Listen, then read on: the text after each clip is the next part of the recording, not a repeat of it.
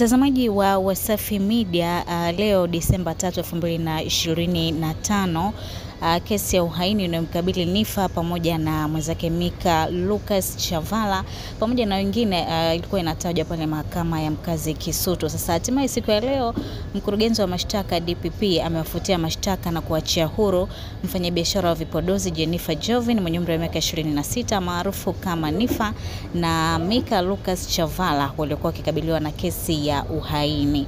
Uamuzi huo umetolewa leo Disemba 3, 2025 mahakama ya hakimu mkazi Kisutu na hakimu mkazi mkuu Aaron Lyamuya baada ya wakili wa serikali Titus Aaron kueleza mahakama hiyo kuwa DPP hana nia ya kuendelea na mashtaka dhidi ya washtakiwa hao.